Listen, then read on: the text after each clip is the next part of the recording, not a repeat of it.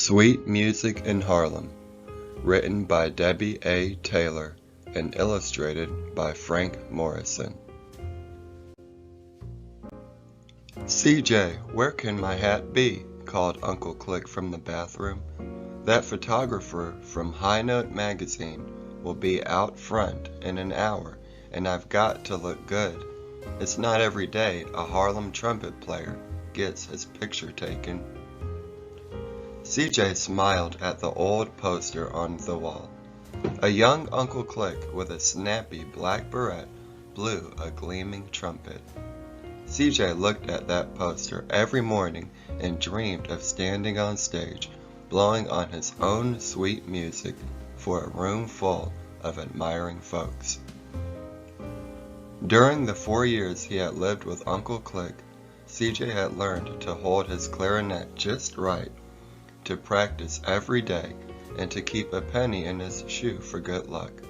When he blew out the candles on his birthday cake next week, he'd wished that one day his own picture would be on a poster too.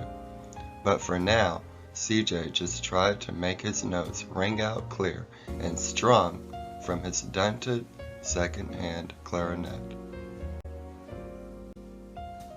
Uncle Click chuckled as he walked into the room. Those were the days, he said, nodding at the poster.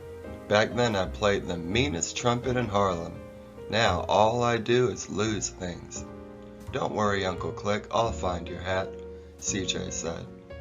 Where could you have left it? Well, said Uncle Click as he looked behind the couch. Last night I stopped at the barber shop in the diner. Later on, I jammed at the Midnight Melody Club. Uncle Click's voice trailed off as he searched under the cushion of his favorite chair. When music was on Uncle Click's mind, he forgot everything else. He could have left his hat anywhere, and there wasn't much time to find it. CJ ran down the street. The striped pole outside Garlick's barbershop glistened like a candy cane. Inside, the place buzzed as everyone talked at once. At Garlick's neighborhood, news traveled faster than a subway train speeding downtown. Did you see that Kansas City drummer cut loose at the Midnight Melody last night? One of the men shouted. Yeah, he was cool, but it sure was hot in there, someone else replied. Mr. Garlick talked louder than anyone. A toothpick jutting from the corner of his mouth bounced up and down as he scolded a fidgety customer. Mr. Garlick, CJ called out, but no one heard him. Mr. Garlick, CJ said again, louder. The barber finally spotted CJ and smiled. Looky here, it's my favorite young jazz man. Mark my words, he'll be a headliner soon. What can I do for you, CJ? A photographer from High Note magazine is coming soon, CJ blurted out, and Uncle Click lost his hat. Did he leave it here? Your uncle didn't leave his hat, but he did leave this, said Mr. Garlick, holding up a shiny watch. When Click blows his horn, that barber pole spins, but he is a little forgetful. CJ thanked Mr. Garlick and slipped the watch into his pocket. You say some photographer is coming from High Note? Mr. Garlick said. Well, a photo without Big Charlie Garlick wouldn't be much of a picture, right folks? As CJ hurried away, he could hear the people in the barber shop buzzing about the photographer. I've got to find that hat, CJ muttered to himself. CJ rushed around the corner and into the jam-packed Eat and Run diner. Just inside the door, he jumped back as a waitress zipped past, balancing plates of ham and eggs on one arm and home fries and sausage on the other. The waitress grinned at CJ, her apron still swaying from her dash across the room. Hey CJ, she said. Hi Matty D, said CJ. Did Uncle Click leave his hat here? A photographer from High Note magazine is coming to take his picture in a few minutes, and Uncle Click needs his hat. Honey, Click didn't leave his hat. but he did leave this," said Maddie D. She pulled a handkerchief from her pocket and dropped it into CJ's hand. "Your uncle leaves his things all over Harlem, but when he wails on his trumpet, the salt shakers bounce. And if you keep practicing, one day you'll make them bounce too." "Thanks for the hanky, Maddie D," CJ said. "Did you say a photographer from High Note is coming?" Maddie D asked. "I'd love to be in the picture, especially if I can stand right next to your handsome uncle." As CJ left the diner, he could hear Maddie D telling her customers about the photographer. "But I've still got to find Uncle Click's hat," CJ moaned. CJ raced down the block, then bounded down the stairs of the Midnight Melody Club. Even though the club was closed, 8 musicians were crowded onto the small stage, playing as if it were still showtime. The bass player's eyes glistened as he plucked his instrument. The vibraphone player tapped the keys with his eyes closed.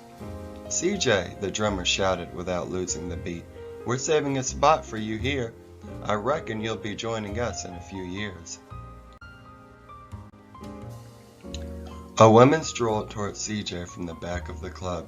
She didn't seem to notice that it wasn't nighttime. She still wore a fancy dress and rings glittered on her fingers. "Miss Alma," CJ called.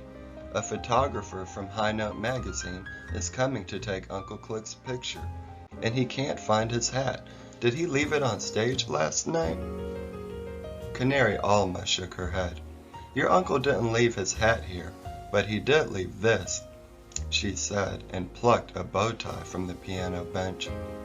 "He's forgetful, but when Click blows his trumpet, the wallpaper curls." CJ thanked Canary Alma and slid the tie over his wrist. "A photographer from High Note?"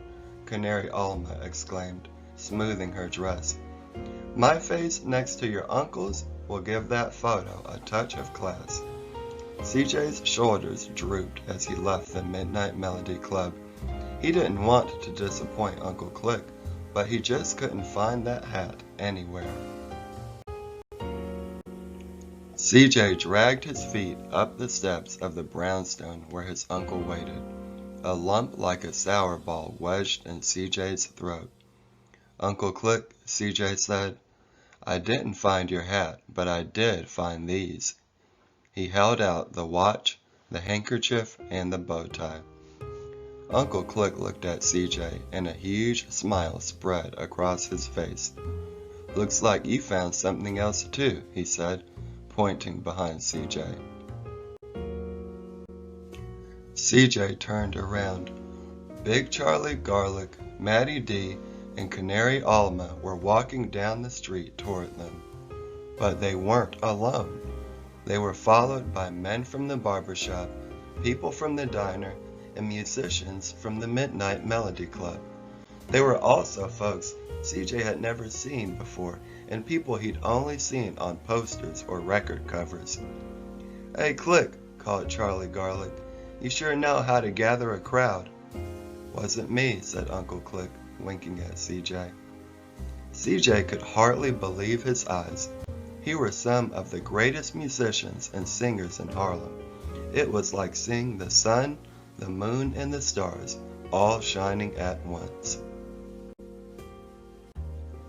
"Your nephew drew a crowd without even blowing a note," said Charlie Garlic. "He won't have any trouble packing them in at the Apollo in a few years." "I've never seen so many jazzy folks in one place, and right in front of my very own home," said Uncle Click, a twinkle in his eyes. "This really is something special. Who needs a hat to appreciate that?" "The photographer's here," someone yelled. Everyone scrambled to get a good spot on the steps. There were so many people, some ended up sitting on the curb and standing on the sidewalk. The photographer laughed from behind his camera. "Guess I'd better use a wider lens," he called. As the photographer adjusted his camera, the crowd settled into position for the picture. "Smile," the photographer finally shouted, and then, pop, a bright light flashed. Laughter and clapping filled the air. That night, as CJ lay in bed, light from the hallway crept into his room. Uncle Click stood in the doorway with a large box wrapped in bright red paper. "I know your birthday's not until next week," said Uncle Click, "but I wanted to give you this before all the magic of today wears off." CJ opened the box and lifted out a black case. His eyes widened as he raised the lid. Inside, nestled in velvet, was a brand new clarinet. "It's perfect," CJ said, cradling the horn gently in his hands. CJ hugged his uncle tightly. Then he noticed something else in the box. "Uncle Click, your hat." "Well, look at that," said Uncle Click. "It must have fallen in there last night when I was wrapping your present." "You know, a jazzman like you is going to need a good hat," said Uncle Click as he placed the beret neatly on CJ's head. "Besides, I'm getting used to not wearing one." CJ adjusted the hat and put the clarinet to his lips. He started to blow while his fingers danced over the keys. Uncle Click beamed and nodded to the beat as CJ's own sweet music rang out clear and strong for the most admiring audience in all of Harlem.